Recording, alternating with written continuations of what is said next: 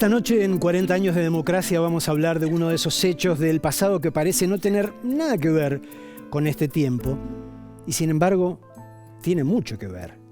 ¿Por qué? Porque simboliza un problemón al que pueden arrastrarnos otra vez en cualquier momento y al que por supuesto deberíamos evitar. La explosión que voló la Embajada de Israel en el 92 fue un hecho espantoso, pero además sonó como insólito, como extemporáneo, totalmente desenganchado del contexto en el que creíamos estar viviendo. ¿Qué teníamos que ver nosotros, que siempre creemos vivir en el traste del mundo, con el terrorismo internacional? Y sin embargo, teníamos mucho que ver, porque lo que ocurrió no fue caprichoso, lo que ocurrió fue la consecuencia directa de decisiones políticas que nos metieron en un bardo geopolítico ajeno. En un mundo dividido nuevamente por una guerra, en un mundo que nuevamente es multipolar, deberíamos tener mucho cuidado para que no nos metan otra vez en una pelea que no es nuestra ni por todos los dólares del mundo. Esta noche vamos a hablar también del momento en que se legalizó el divorcio en la Argentina. Vamos a recordar las noches delirantes que vivimos en aquel sótano que se llamaba Paracultural. Vamos a recordar cómo los medios trataron el fenómeno de las AFJP. Una estafa que, aunque parezca mentira, hay gente que pretende reeditar en la Argentina que viene. Y vamos a hablar además con uno de los protagonistas de los 40 años en materia cultural de la democracia argentina, alguien que ha estado como protagonista a ambos lados del mostrador, como artista y como gestor. Me refiero al escritor y al actual director de la Biblioteca Nacional, Juan Sasturain. Quédate, la cosa arranca así.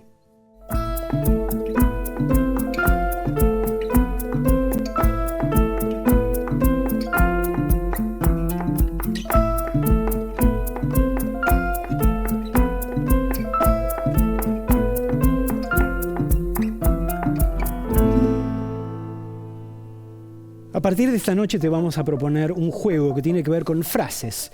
Frases que fueron muy populares en algún momento de estos 40 años, pero de esas frases que precisamente olvidamos a menudo quién fue que las dijo y en qué contexto la dijo. La frase de hoy, la frase de esta noche, es del 89 y dice: les hablé con el corazón y me contestaron con el bolsillo. Alan Longi, ¿te suena? Es una frase famosa, me suena, pero la verdad es que no tengo el autor. ¿No? Sí, si es por eso, puede ser de cualquier año, casi de cualquier periodo de los económicos que atravesamos y de los distintos pedidos que se le ha hecho a organismos internacionales, distintos sectores empresarios, inversiones, es una inversión constante. De campaña también, ¿por qué no? Constante lamentable de nuestra historia, eso de hablarle a factores de poder con el corazón y que te respondan con el bolsillo. Pero bueno, la respuesta la vamos a dar sobre el final del programa. De lo que vamos a hablar ahora es del informe central de esta noche, del ataque a la Embajada de Israel, del cual yo mencionaba al principio el factor geopolítico en todo caso. Pero de lo que habría que hablar también, otra constante que nos conecta con el presente, es que es uno de esos tantos casos lamentables de la historia argentina en los cuales la justicia falla y no en el buen sentido, ¿no?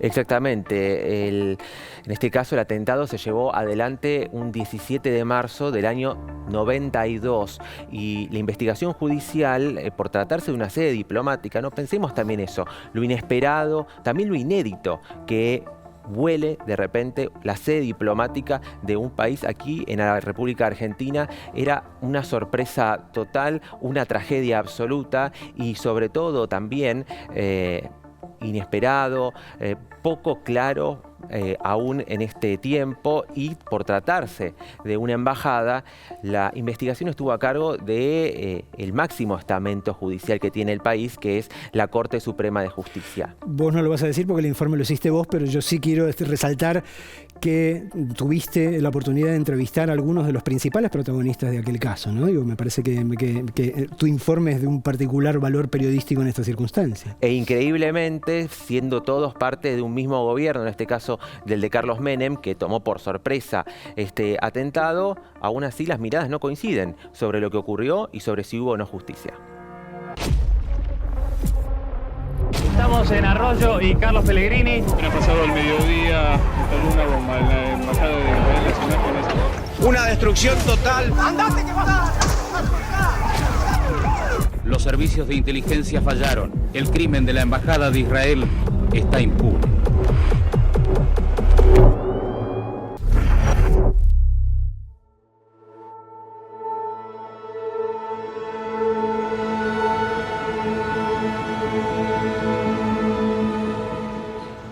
martes a las 3 menos cuarto de la tarde, en el barrio de Retiro.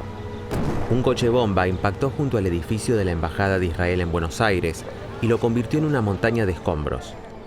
Murieron 22 personas y 242 resultaron heridas. El 17 de marzo de 1992, la Argentina ingresó en la trágica lista de países víctimas del terrorismo internacional. Yo estaba a unas 5 o 6 cuadras de la embajada. Bueno, sentimos la explosión y nos enteramos inmediatamente que era en la embajada y nos fuimos para allá y llegamos muy temprano, casi enseguida, digamos, de ocurrido el atentado. Era muy impactante esencialmente porque la Argentina ni los argentinos estábamos habituados a este tipo de situaciones, ¿no es cierto? Nos comunicamos con el ministro del Interior, que en ese momento era Manzano. Estaba trabajando en el ministerio, me avisan de la bomba, me vine en el acto y llegué, estaba el humo todavía. El humo, los daños, los muertos, los bomberos, la policía. Yo fui, vi el cráter, me paré en el cráter, o sea, el cráter estaba, se lo duda, lo vi ahí en el instante, así de inesperado fue el atentado. Nos agarró dormidos. Yo era el responsable de la seguridad, así de inesperado el atentado.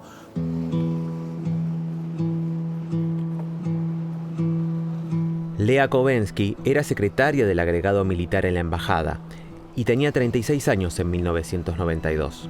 Hoy, a los 67, recuerda el momento de la explosión como si hubiese sido ayer. ¿Esta qué calle es? Arroyo. Y justamente acá ingresó el coche bomba, por esta zona. El coche bomba explotó un poquito más adelante. Acá donde estamos entrando acá estaba ubicado el consulado. La atención al público era por acá, la gente no ingresaba al edificio, sino que ingresaba por acá. Y esta era la zona que en ese momento estaba en reparaciones, la estaban remodelando y por eso gran parte del movimiento consular se llevaba a cabo dentro de la embajada. ¿Y en esta zona es en la que hubo la mayor parte de la destrucción? Sí, el coche bomba explotó más o menos a la altura donde está el farol y acá nos encontramos en lo que era mi oficina. ¿En el primer piso? Planta baja. Planta baja. Planta baja, sí, todo esto era planta baja. Estaba planta baja, primer piso y segundo piso.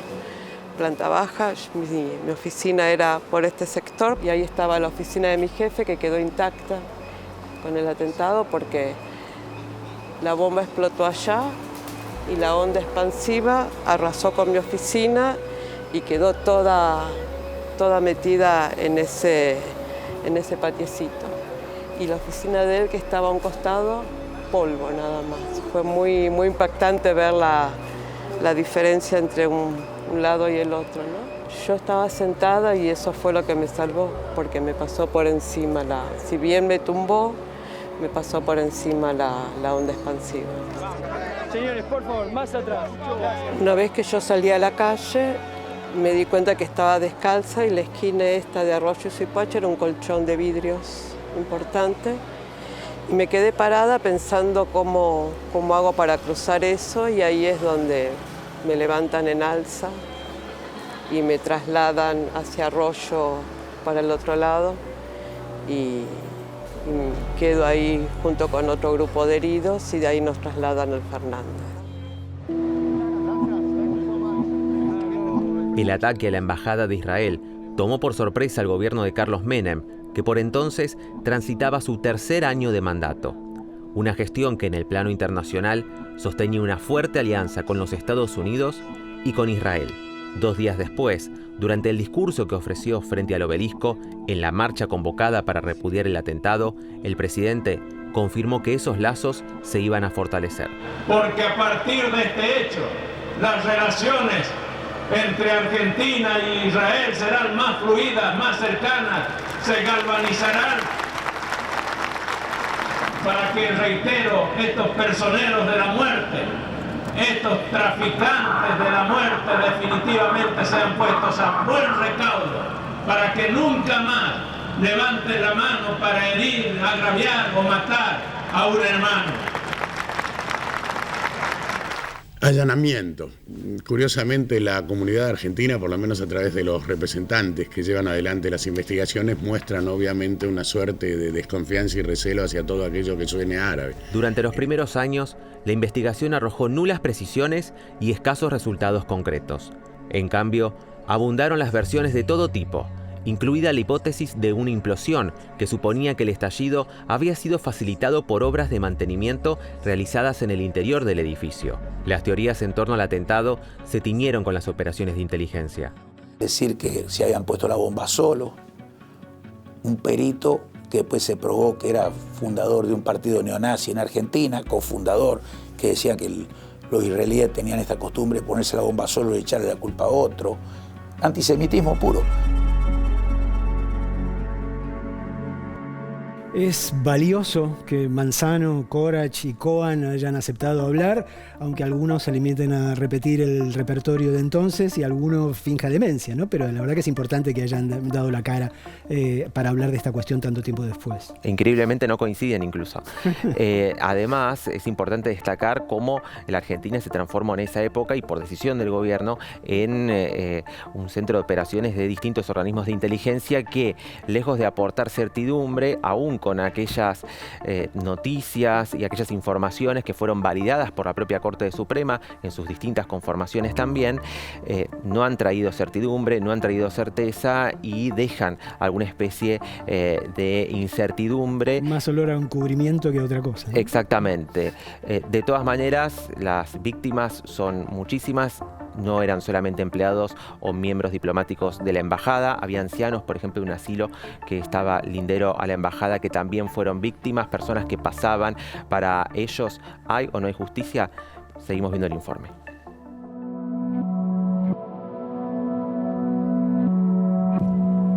¿Hay nuevas hipótesis sobre los autores? ¿Se siguen manejando las mismas? ¿Cuál es la que está manejando en esta reunión? Por ahora la hipótesis sigue siendo la misma.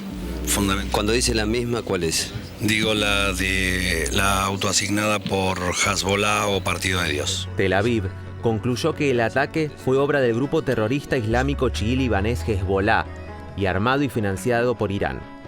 Lo consideró una respuesta en venganza por la muerte del líder de la organización fundamentalista llevada adelante un mes antes por Israel.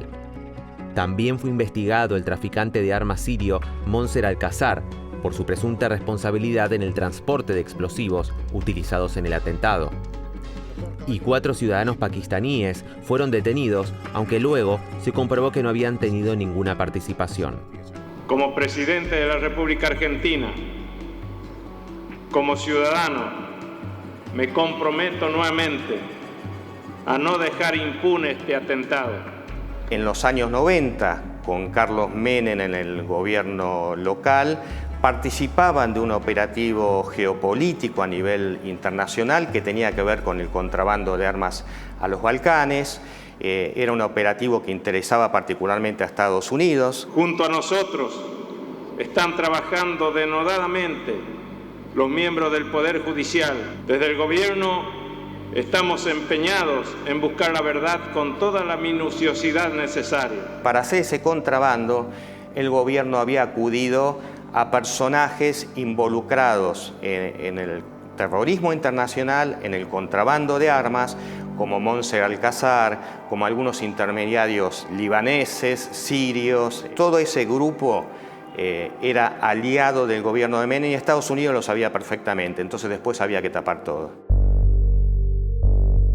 Son asesinos, criminales, y tienen un solo castigo, que es el castigo de la justicia. Lo que no podemos dejar que nada de esto quede impune, lo que no podemos dejar es de volcar todos los esfuerzos en que esto se aclare. Yo no quiero más atentados, pero por sobre todas las cosas no quiero más atentados impunes.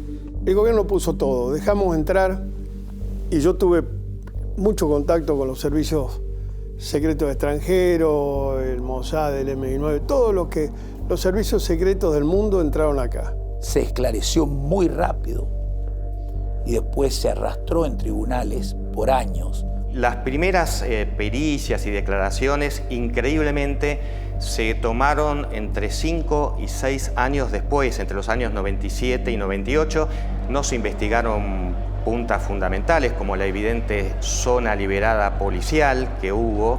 Y recién, en 1999, la Corte Suprema emite una resolución por la cual le adjudica la responsabilidad de la masacre a la organización Yihad Islámica, un brazo armado del Hezbollah.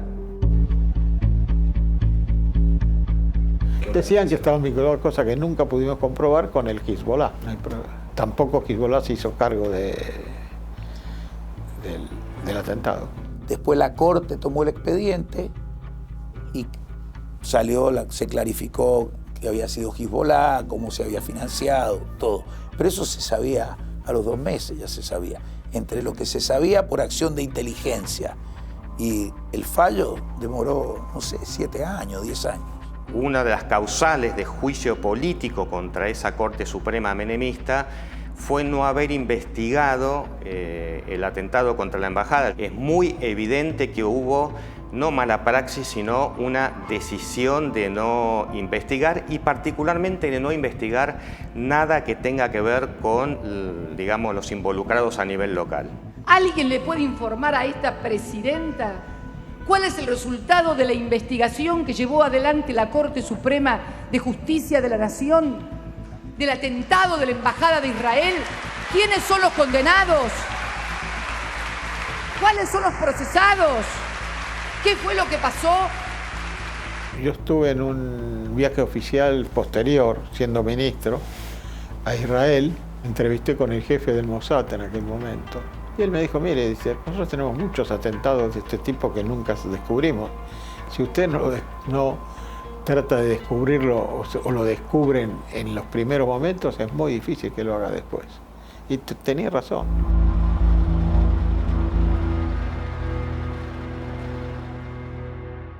No hay forma de negar que nos encanta cuando algún argentino o argentina se destaca en el mundo de alguna manera, ya sea por la obvio de que la selección salga campeona del mundo, o algún argentino o argentina que gana algún premio o dirige alguna película en los Estados Unidos.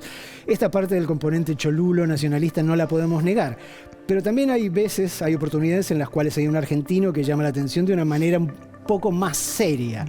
¿De qué argentino estaríamos hablando ahora, Rocío Criado, y a partir de qué fecha? Estamos hablando de Jorge Mario Bergoglio, hoy conocido como el Papa Francisco, que un 13 de marzo de 2013 se convertía justamente en el primer Papa argentino. Con 76 años no fue solo, además, el primer Papa argentino, fue el primero en nacer en el continente americano, el primer jesuita, el primer no europeo desde el siglo VIII, y se dio en un contexto particular, porque en febrero de ese año había renunciado Benedicto XVI. Algo rarísimo. Algo rarísimo. En 600 años no había habido un caso hasta la renuncia de Benedicto, que además se dio con denuncias por las finanzas del Vaticano, también por ciertos cuestionamientos sobre su rol ante denuncias de abuso sexual por parte de miembros de la Iglesia. Así que en ese escenario es que asume Bergoglio, se convierte en Francisco y empieza a marcar un camino bastante distinto a lo que veníamos viendo dentro de la Iglesia Católica. Este año cumplió 10 años como Papa y repasamos algunos de los hechos más importantes de todo el recorrido que viene haciendo en este informe.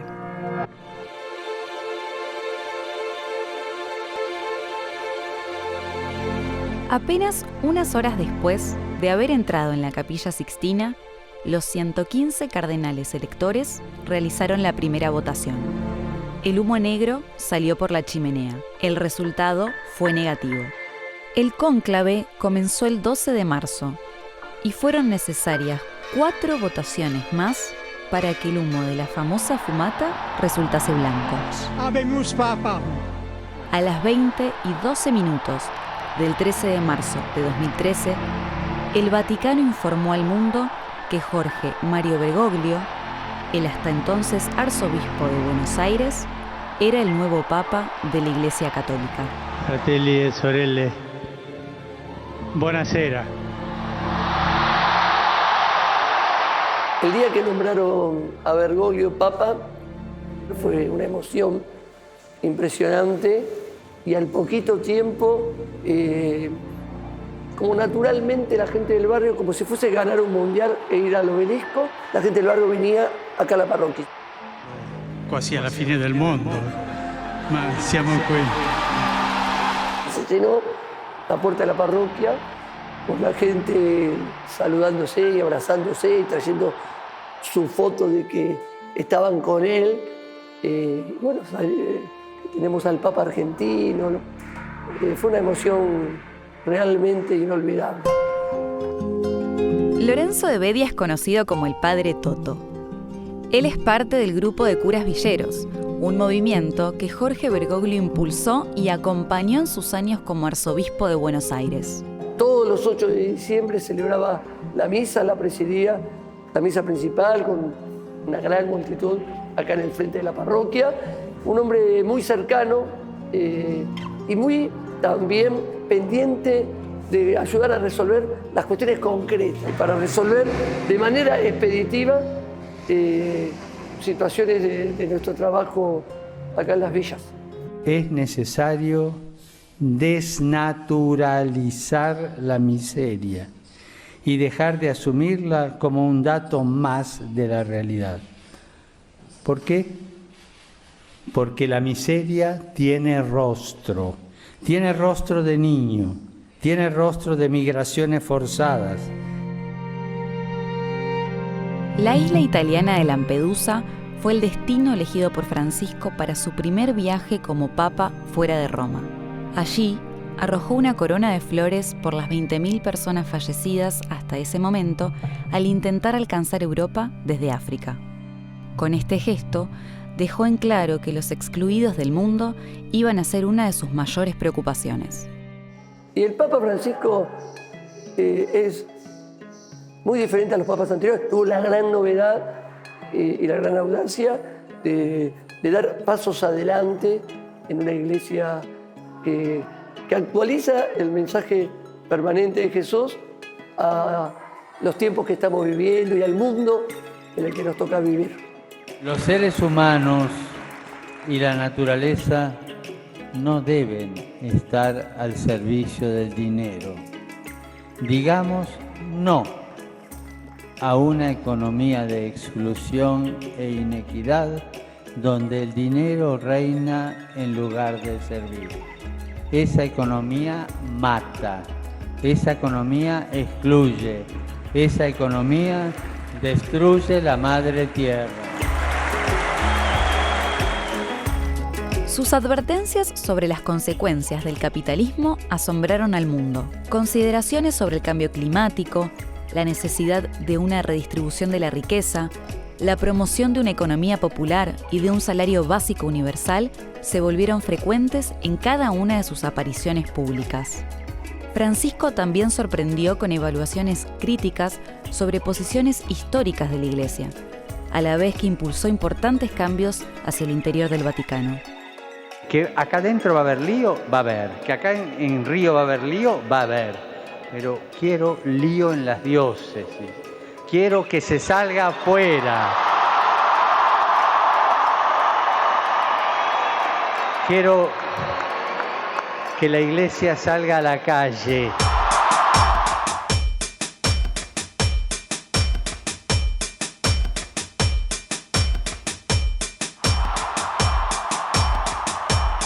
Yo creo que el Papa Francisco deja ese legado de una iglesia que va a las periferias, que va a las orillas, no solo geográficas, sino existenciales, y camina con la gente, y una iglesia que acompaña a la sociedad, y no de una sociedad que se tiene que amoldar a lo que adoctrina la iglesia. Bergoglio nunca se imaginó que iba a terminar aquí. Nunca. Además yo vine con la valijita, con lo opuesto y un poquito más, digamos, ¿no? O sea, nunca me imaginé que iba a estar acá, ¿no? ¿Y cómo miraría Bergoglio al Papa? No sé cómo lo miraría. Yo creo que en el fondo diría, pobre tipo. La que te tocó. Y pensar que en el 92, mucho antes de que Bergoglio se convirtiese en Francisco, se me ocurrió escribir una novela donde había un papa argentino. En fin, en el bloque que viene vamos a hablar con un gran escritor, Juan Sasturain.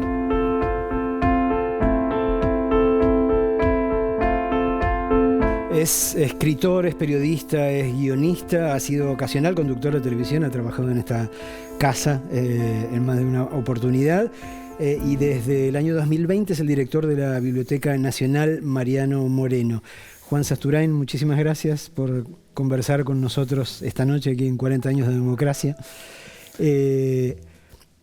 Tu participación, digo, como autor, como periodista, obviamente empezó antes de 1983, pero ¿qué recordás de vos mismo de ese fin del 83? ¿Cuál era tu expectativa con respecto a la democracia que volvía?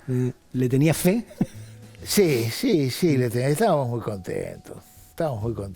Te cuento una anécdota. Sacamos un número de feriado nacional después de las elecciones. Se llamaba La democracia al desnudo.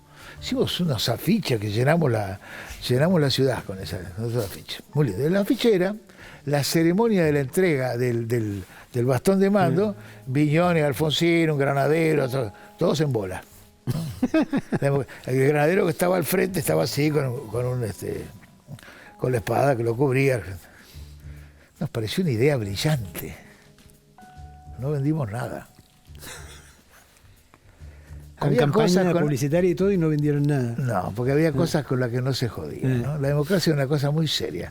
Nosotros podíamos hacer chistes, que habíamos perdido con esto, con lo otro, joder con Alfonsín, hablar de Luder, Herminio, lo que quieras.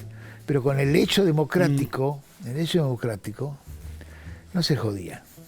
Con lo que había costado, con todo lo que teníamos ahí, con eso no se jodía, ¿no? Es un dato, ¿no? Sí, claro.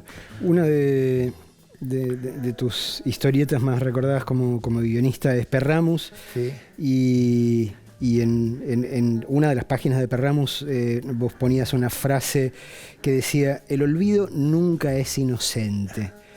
¿Seguís pensando lo mismo? Claro que sí. Ese es el sentimiento que uno tenía en ese momento de transición, ¿no? Tenías todo el pasado a tus espaldas, es un pasado tremendo, doloroso y mucho horizonte en el porvenir, pero un pasado que no éramos pendejos, ya teníamos 30 y pico años. Yo soy del 45, así que no sos un pibe a esa altura. Recién recordabas ese momento en el que descubriste que para la gente con la democracia no se podía joder. Exacto. Digo, tantos años después, ¿no encontrás alguna relación entre estos olvidos culposos y deliberados y la situación política en la que estamos hoy? Ni hablar, todo el tiempo. No se puede decir que es lo mismo, y no sé si la historia se repite como tragedia, como comedia, como farsa o como payasada trágica. Pero sí, es evidente. Es evidente que todo el tiempo olvidamos, ¿no? Y al mismo tiempo nos resulta insoportable cuando nos toca otra vez la vuelta cíclica, el eterno retorno, decir, otra vez caímos en la misma. Totalmente, Marcelo. Pero bueno, hay que tener una visión. Bueno, nos pondríamos borgianos, pero bueno, es así. ¿Por qué no? Hay que pensar. Hay que pensar que esas cosas pasan y siempre han pasado y no necesariamente está mal. Es la manera que las cosas suceden. Eso son los comportamientos sociales, ¿no? Son los comportamientos más o menos manipulados. Eso es otro, son 10 guitas o 90 guitas aparte, ¿no? La manipulación, la mentira, todo lo que vivimos cotidianamente ahora, ¿no? En este momento y en otros momentos, pero en este momento alevosamente. Pero sí, la historia transcurre para ser, de algún modo también, es una maestra a la que nadie le presta atención, pareciera, ¿no? Somos todos malos alumnos, ¿no? Pasaste los primeros tiempos de la democracia, las primeras temporadas de la democracia dirigiendo la revista de historietas Fierro en su época de oro. Digo, también debió ser un lugar particular como ventana para ver qué era lo que estaba pasando en esos primeros tiempos de la democracia, ¿no? Sí, Fierro nació en septiembre del 84, plena primavera alfonsinista, en el mejor sentido de la palabra, plena primavera. Esos momentos en que la sociedad tiene conciencia, o por lo menos hay una convicción de que lo que viene tiene que ser mejor de lo que quedó atrás. Y ahí funciona el olvido también, la necesidad de... hay una expectativa general, así como podemos decir que hoy no tenemos esa convicción, aunque la desearíamos, ¿no? En términos políticos, lo que esperaba, lo que venía, tenía que ser mejor, ¿no? Entonces, productos como una revista como Fierro, como tantas otras cosas, son muy fenómenos de ese momento. Había expectativas, cayó en el momento justo para lo que la gente estaba esperando, después de la oscuridad, ¿no? ¿Y qué pensás que tenía para aportar la historieta, digamos, como forma y como género a ese proceso de una democracia incipiente que, por ejemplo, no lo encontrabas en otro lado, ni en el cine, ni en la literatura? Bueno, es que nuestra historieta tiene mucha, bueno, bien lo sabés vos, Marcelo, nuestra historieta, como otra forma de la cultura popular, tiene una trayectoria muy poderosa en la Argentina. En toda la lengua es el lugar donde las historietas, como otras formas de expresión, narrativa sobre todo, proliferaron, es decir, la amplitud, el volumen de la producción y además la excelencia, la calidad y la diferencia. Pero bueno, Fierro sintetizó un poco la historia de nuestra tradición narrativa historietística con los viejos maestros, los que volvimos a publicar. Nuestra generación, que muchos de los muchachos no habían publicado porque estaban durante la dictadura, publicaban más afuera que acá, o algunos se fueron allá, como Altuna, como Muñoz y Zampayo, muchos que vos conocés, o Juancito Jiménez, que también vivía afuera. Y después le dimos espacio a todos los que tenían desde 15 a 25, ponele, que era el suplemento óxido. Claro. Esos tres, la historieta en Fierro tenía esos tres elementos, ¿no? Y es decir, no le podía gustar entera a nadie, Marcelo, porque evidentemente era tan heterogénea, pero fue ocupárselo, y fue un lugar de opinión. El Correo. Eso lo inauguró la tradición de humor, ¿no? De la revista Humor, de honor a Cassioli, y a la revista, y a todas las revistas de la editorial de La Urraca. Darle espacio a los lectores. Las páginas amarillas de humor eran tan importantes como el resto del contenido. Y Fierro tenía su correo de lectores, donde era una batalla campal de puteadas, elogios, etcétera, etcétera. Un lugar hermoso de discusión, ¿no? ¿Cuál es el rol cuál es el valor específico de una institución, digo, tan central a la cultura argentina como la Biblioteca Nacional en este contexto, en el contexto de este mundo en el cual la cultura parece ser solo lo digital? Sí, es buena esa pregunta, ¿no? Es muy buena, sobre todo cuando pareciera que el objetivo primordial de la Biblioteca Nacional es digitalizar todo lo que tiene, como si fuera lo imperativo, lo fundamental, que es importantísimo, sí, claro, y lo estamos haciendo y hay una inversión grandísima de dinero. Pero los libros no se hicieron para ser digitalizados, se hicieron para ser leídos. Ese es el problema. El problema lo dijo Martín Cohen el otro día cuando la inauguración de la Feria del Libro, ¿no? En su momento, en la inauguración de la Feria del Libro. Martín puso el eje, así como Sacomano lo había puesto en otro lugar muy efectivo la vez anterior, esta vez Martín habló del lector. Hay editoriales, hay muchísimos escritores, no dijo que había demasiados, pero dijo que había mucha vocación de escritor. Pero lo que necesitamos es leer, todos necesitamos leer, lo que se necesita es lectores. Entonces, como dice mi compañero Guillermo David, que es el director de Cultura, la tarea de la Biblioteca Nacional, además de preservar el patrimonio y todas esas cosas que son tan valiosas, porque tenemos millones de libros muy hermosos, es generar lectores críticos, generar lectores, nuevos lectores, para eso estamos, ¿no? Y esa es la tarea, no importa el soporte, ahí seamos menos rigurosos. Amamos el libro, bueno, pero es una marca generacional, pero los soportes no importan, pero el hecho de la lectura silenciosa, ¿qué es leer? Estar durante determinada cantidad de tiempo concentrado en una sola cosa, sin poder hacer otra, es una tarea que leer no se parece casi a nada, a dormir y ir al baño, que estás solo haciendo una sola cosa, por eso leemos en la cama, en detalles, ¿no? Pero es así. Entonces, generar lectores críticos, esa es la tarea última. En fin. Juan, ¿cómo ves este tiempo que estamos atravesando? Digo, ¿qué clase de historia o qué clase de género le quedaría mejor a este momento de la Argentina? No sé, es un momento para la incorrección del negrito contra la rosa, ¿no? Claro. ¿Pensás, Marcelo, te imaginás que los cuentos del negro ahora? No podía publicar. Es tremendo eso, ¿eh?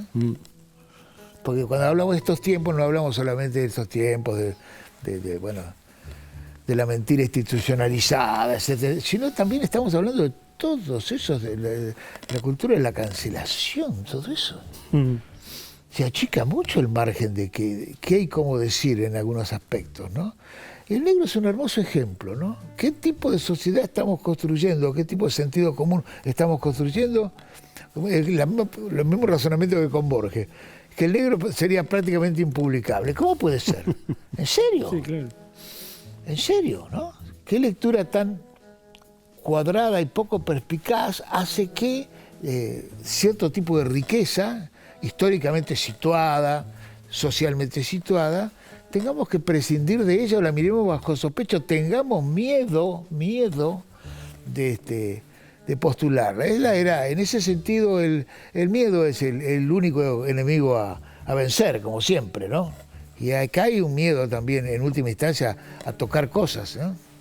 Muchísimas gracias, Juan Sasturain, por acompañarnos esta noche. Gracias. Muchas gracias.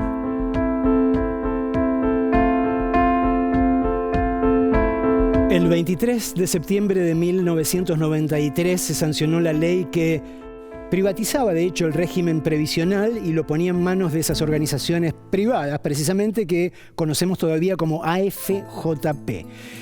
Este es el segmento en el cual la agencia TELAM nos ayuda a repasar cómo los medios tomaron este caso en particular. ¿Qué caso? El del apogeo, gloria y absoluta caída de las AFJP, de esta intención de privatizar los fondos de todos los jubilados argentinos. Si todo esto les remueve alguna noticia que no es del pasado, sino que es muy presente, es por algo.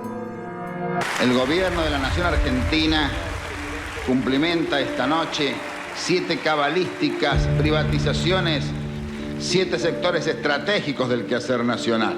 Encaramos las privatizaciones de la televisión, de los teléfonos, de instalar el sistema del peaje, de instalar la concesión vial o la concesión ferroviaria.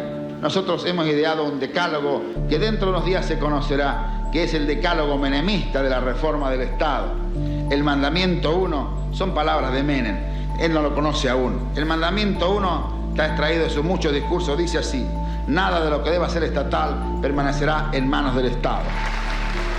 Agosto de 1989. Roberto Dromi, ministro de Obras y Servicios Públicos del gobierno de Carlos Menem, presenta en sociedad la reforma del Estado. El proceso alcanzó a las principales empresas de servicios en el marco de una profunda desregulación económica y un discurso que planteaba básicamente la liquidación del Estado como un paso necesario hacia la modernización y un uso más eficiente de los recursos. ¿Seguiría viviendo en este estado? Seguramente no. Y por eso estamos transformando el Estado, llamando a licitación para poner servicios en manos privadas. Estamos cambiando por un Estado, el mejor Estado.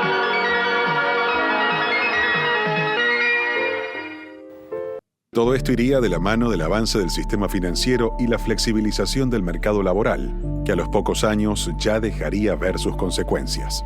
Sin embargo, y a pesar de la magnitud de esos cambios, el oficialismo contó con el respaldo de los sectores más castigados, abriendo la pregunta sobre el rol que tuvieron los medios y su coqueteo con esa reforma. Te voy a hacer un homenaje alguna vez cuando seamos dos viejitos y has hecho mucho por el país. Ahí te voy a hacer un homenaje. Todavía no te lo hago. ¿Está bien? Vamos a llegar. Bueno, muy bien. Un caso paradigmático fueron las AFJP. El experimento fue presentado con bombos y platillos como una solución mágica frente al esquema público de reparto. Entre los principales argumentos se defendía la capitalización individual, que además iba a beneficiarse del sistema financiero y la competencia como garantía del sistema. Este es el momento de vender, señores. Bueno, yo creo que lo primero que sirve la FJP es para que el asociado tenga libertad de elegir. Y se premia justamente el mayor esfuerzo de cada afiliado, de cada asociado. Son años donde triunfa lo que algunos llaman la sociedad de mercado, donde la fórmula que parece ganar es la exaltación del individualismo. Así que esto está bien claro. Aquí los que quieran tener éxito tienen que competir. El exitismo se mezcla con la cultura del dinero desdibujando el lugar de lo público y lo político. Lo único que siguió siendo argentino después de las privatizaciones fue la gente. Con sus vidas argentinas, con sus tristezas argentinas, alegrías argentinas. Pero al revés que con las empresas, misteriosamente, la vida privada de muchos argentinos pasó a convertirse en pública. La ola de las privatizaciones nos cambió, pero nos cambió en otros aspectos también. Es como que todo se puso más liberal, más fashion, más light. Y muchos se sienten participando de una especie de fiesta magistral, bueno, de la cual unos cuantos se quedan afuera. En las puertas de la Cámara Previsional quieren ingresar para expresar su descontento por la situación que atraviesan.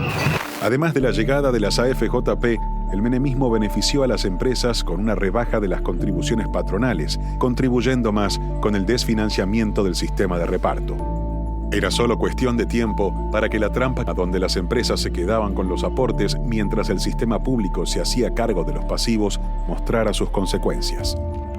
Lejos de las promesas, los salarios y las jubilaciones siguieron cayendo cada vez más. Yo de 1000 amores lo haría, pero ¿de dónde saco los recursos? Si ustedes me dan la receta, yo mañana le estoy aumentando los jubilados. Norma Pla y sus marchas de los miércoles se volvieron una voz que fue ganando protagonismo contra el gobierno. Pero no bastó, las pensiones seguirían sufriendo recortes los años siguientes, hasta llegar a una medida que sería recordada históricamente. Patricia Bullrich, entonces ministra de Trabajo de Fernando de la Rúa, decide bajar la jubilación un 13%. Un dirigente cuando está en el gobierno y tiene que tomar decisiones fuertes porque sabe las consecuencias que puede tener no tomarlas, las tiene que tomar. Ni capitalización ni maximización de las ganancias para los trabajadores, como les habían prometido. Los fondos no se pueden tocar, los fondos son de los jubilados. Lejos de eso, el 75% del dinero de las jubilaciones privadas fue invertido en títulos y acciones del sistema financiero, que obviamente comenzaron a caer desde 2007, abriendo un interrogante a futuro. El Estado, que venía de sufrir una enorme sangría de recursos, tuvo que salir al rescate de esas empresas con millones de pesos para que un jubilado pudiera cobrar la mínima. De hecho, las jubilaciones terminarán volviendo al Estado años más tarde. Hoy, en el mundo, una vez más, cuando vemos que aparecen las pérdidas, es cuando vuelve a aparecer nuevamente la figura del Estado para hacerse cargo de todo, como siempre además ha sucedido. Aunque los argumentos a favor del sistema privado se siguen escuchando, parecieran desconocer que la experiencia de las AFJP demostró que la seguridad social en manos de los bancos solo puede conducir a un rotundo fracaso. Debo ser de las últimas personas que se casó en este país cuando no te podías divorciar todavía.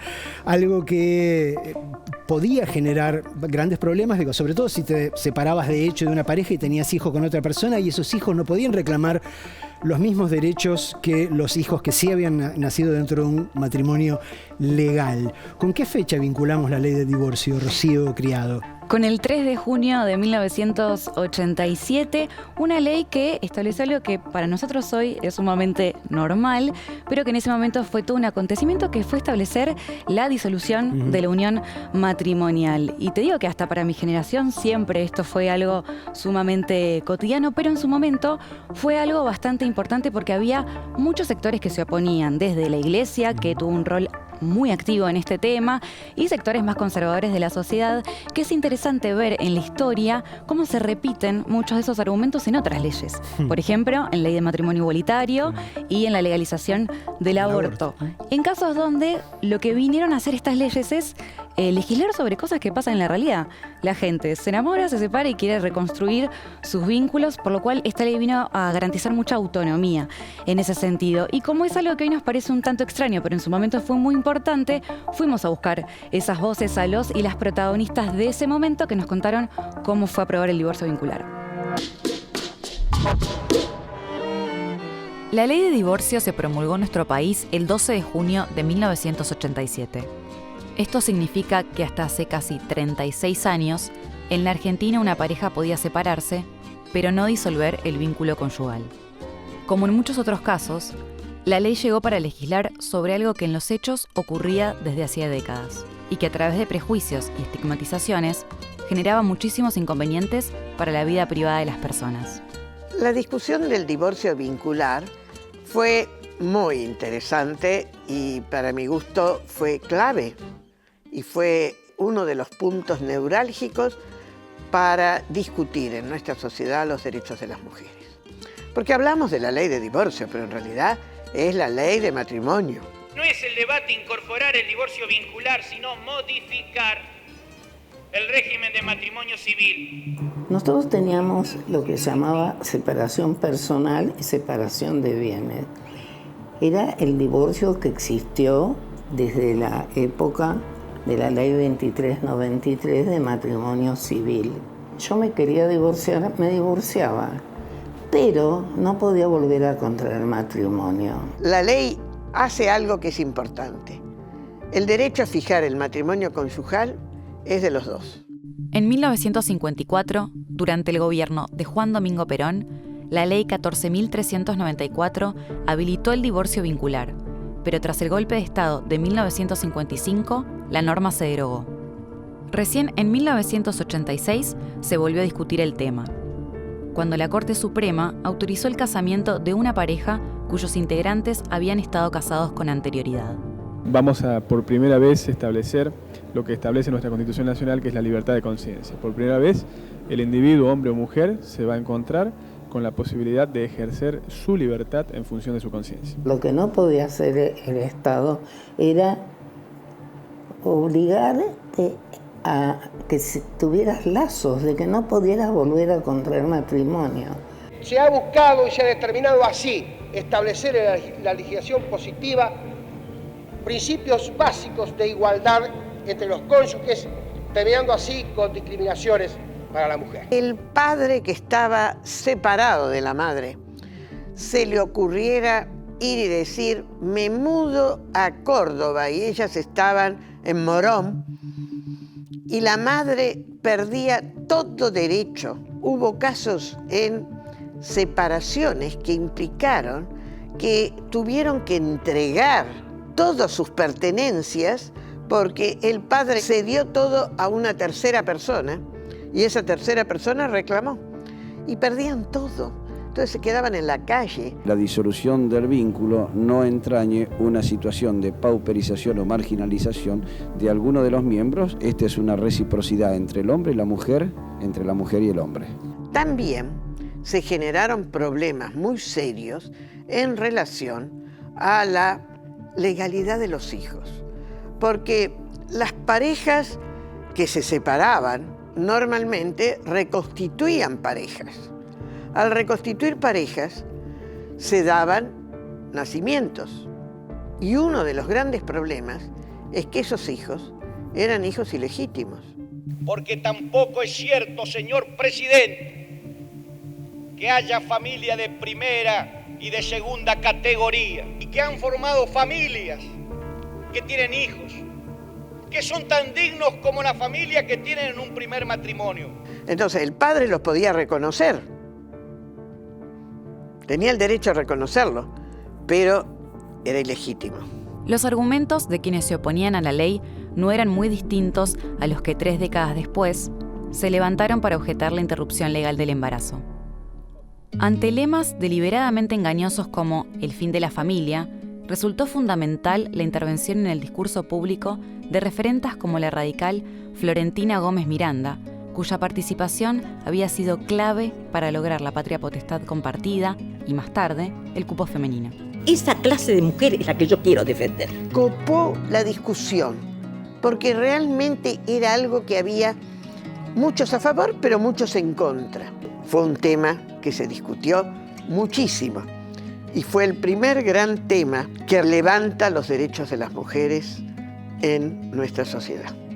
Era un clamor de todos, no era un clamor de las mujeres nada más. O sea, para las mujeres fue un avance importante, pero creo que lo del divorcio tenía otras connotaciones. Todas las leyes que dan derechos a las mujeres, en general, le amplían también los derechos a los hombres. No son excluyentes. El 19 de agosto de 1986 se aprobó el proyecto de ley en la Cámara de Diputados y tras casi 10 meses de intensos debates, el Senado dio su aprobación el 3 de junio de 1987. Hoy he promulgado una nueva ley de matrimonio civil que será importantísima para la solución de innumerables problemas de un sinnúmero de hogares argentinos. La ley permite el divorcio vincular para disolver el matrimonio y autoriza a las personas a rehacer su vida con la posibilidad de volver a casarse. Fue revolucionaria por lo que cambió en nuestra sociedad en la actitud y en reconocer los derechos de las mujeres. Esto en una sociedad en la cual somos mitad y mitad, somos socios. Aquí los dos ponen y tienen el mismo derecho y en este caso no estaba garantido.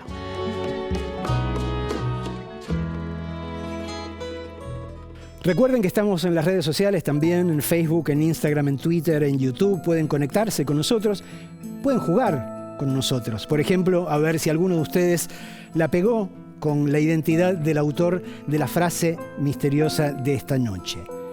Les hablé con el corazón y me contestaron con el bolsillo. ¿Quién fue?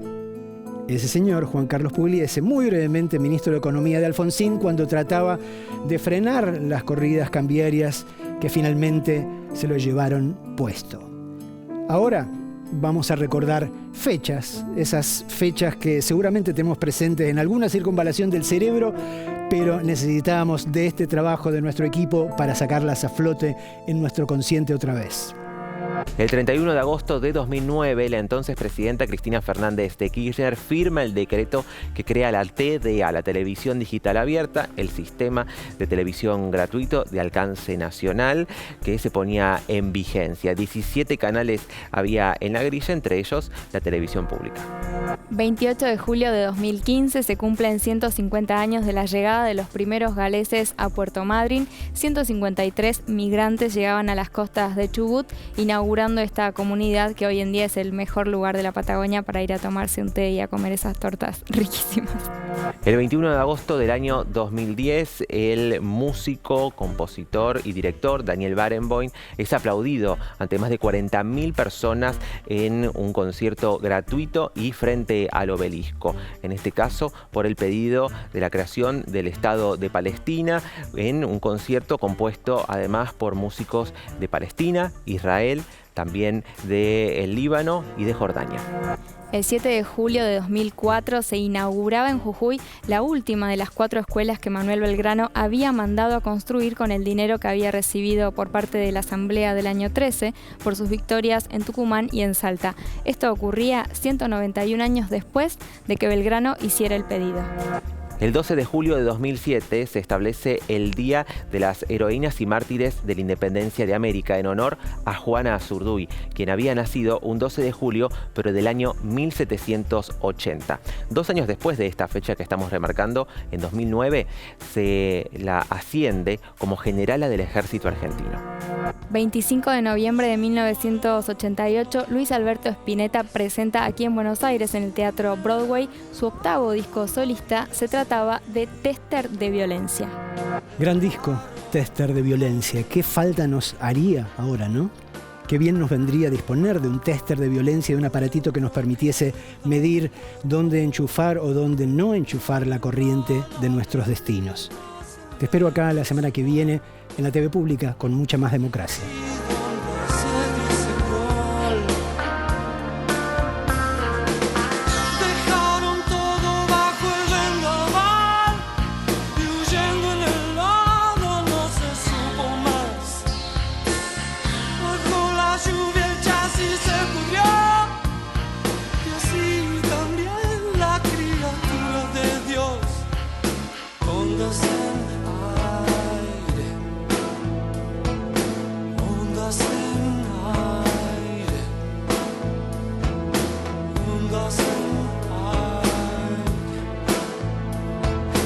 Ondas